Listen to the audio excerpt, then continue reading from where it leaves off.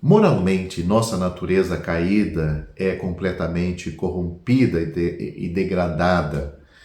A Bíblia afirma: enganoso acima de tudo e incurável é o nosso coração natural, a nossa mente, e somos hostis a Deus, rebeldes e incapazes de submeter à justiça de Deus. Você precisa ler Jeremias capítulo 17, versículo 9, Romanos capítulo 8, versículos 7 e 8 e também Romanos capítulo 3.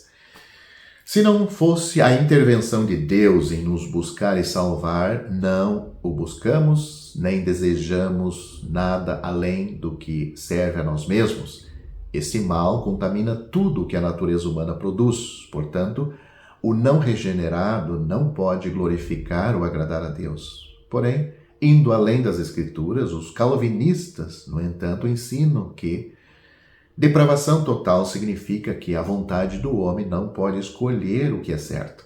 A Bíblia afirma a capacidade do homem de escolher o bem ou o mal, pois vemos isto no fato de Deus julgar aquele que não escolhe crer no Filho de Deus para a salvação, e também vemos Deus garantir que a água da vida seja recebida pela vontade do homem.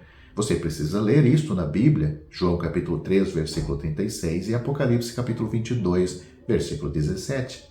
A queda de Adão quebrou a vontade dos filhos da desobediência para o mal, mas não os tornou incapazes de escolher o que é certo. Além disso, a consciência do homem traz a assinatura da lei de Deus, Romanos capítulo 2, versículo 12. A depravação é total em seus efeitos sobre tudo o que o homem faz, mas Deus ainda o responsabiliza por não escolher e querer ser salvo. O Senhor Jesus, de uma maneira clara, ele disse: Jerusalém, Jerusalém, que mata os profetas e apedrejas os que te são enviados.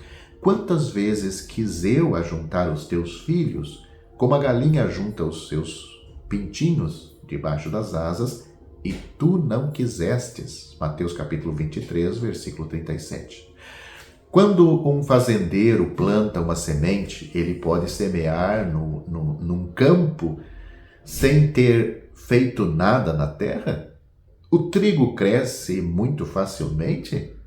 Até para fazer o trigo crescer, primeiro devemos arar o campo e cultivar o solo. Do mesmo modo, deve haver primeiro a obra do cultivo na salvação ou da salvação de Deus antes de as plantas crescerem de maneira profunda. Por isso, os que nunca sentiram que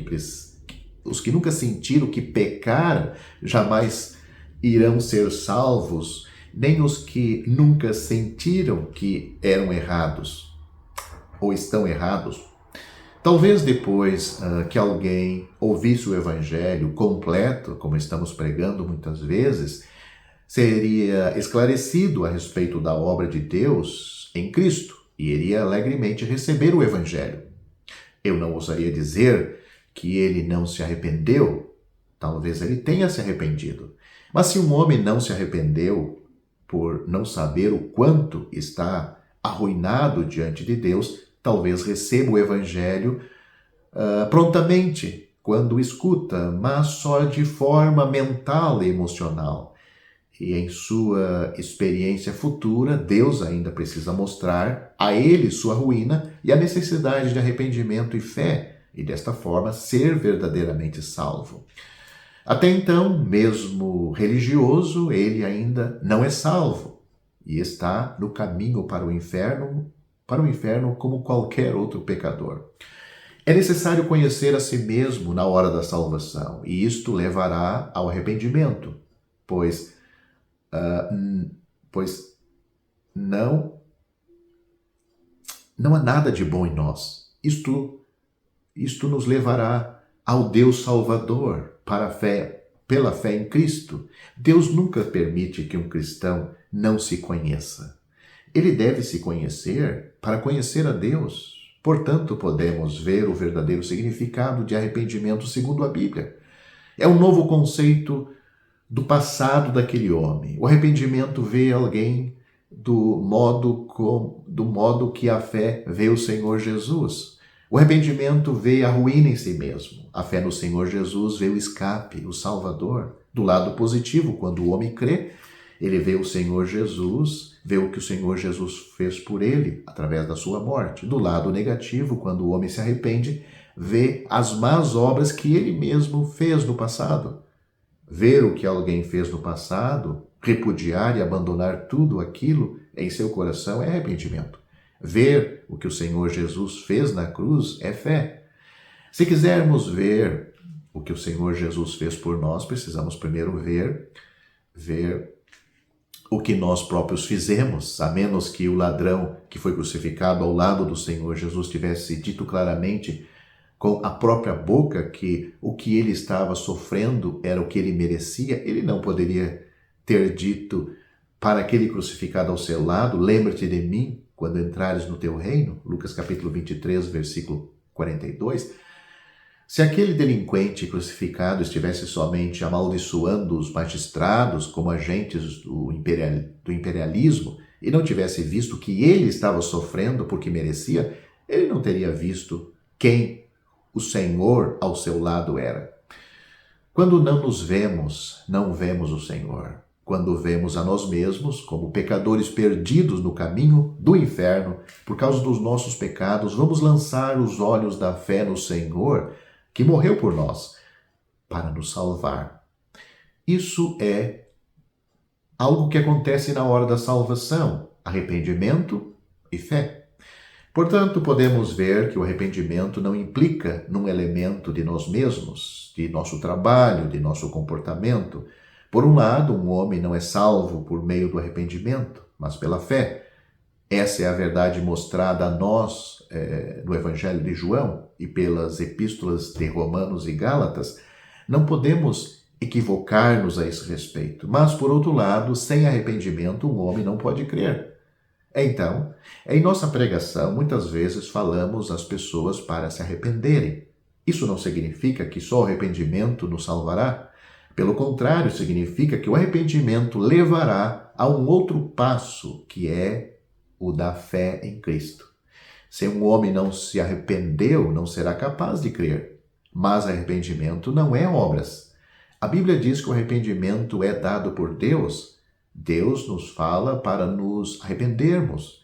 Não é que sentamos em um canto pensando que devemos arrepender-nos, que temos de odiar nossos pecados, de julgar-nos. Temos de perceber que ninguém pode fazer isto. Sinto dizer que ninguém em todo o mundo consegue fazer isto. Mas se alguém fosse capaz de fazer isso, não teria nenhum valor. Arrependimento é um dom de Deus. Mesmo nos evangelhos, quando o Senhor Jesus veio para pregar o evangelho, ele não somente pregou o perdão, mas também o arrependimento. Ele é o único que nos capacita a arrepender-nos, ou arrependemos-nos. Os que se arrependem são os cristãos e os salvos. Se você que me ouve, você já foi salvo ou não foi salvo, ainda é que você não sabe, não tem conhecimento, não percebeu e não recebeu a graça de Deus, tenho que dizer para você que Deus deseja que você seja salvo. Ele deseja dar-lhe arrependimento. Ele os está conduzindo à salvação por meio do arrependimento dos pecados praticados por si e para a fé em Cristo como Salvador pessoal. A Bíblia diz: porque pela graça sois salvos por meio da fé. Isto não vem de vós, é dom de Deus, não vem das obras para que ninguém se glorie. Efésios capítulo 2, versículos 8 e 9. Deus dá arrependimento não no sentido de que devemos nos ajoelhar, orar para que Deus nos dê arrependimento. Deus, ele dá o arrependimento ao pecador, ou mostra ao pecador a maneira correta do arrependimento através da palavra de Deus e o Espírito Santo aplicando a palavra de Deus ao coração deste pecador. Porque a palavra de Deus vai esclarecer esta pessoa que ela está perdida, totalmente arruinada. Ela não tem em que se agarrar para valer para a sua salvação. No momento que esse pecador está esclarecido pelo Espírito Santo e pela palavra de Deus, que ele está totalmente perdido, o Espírito Santo vai mostrar que ele precisa se arrepender dos seus pecados. Ele está concordando com Deus que ele está totalmente arruinado.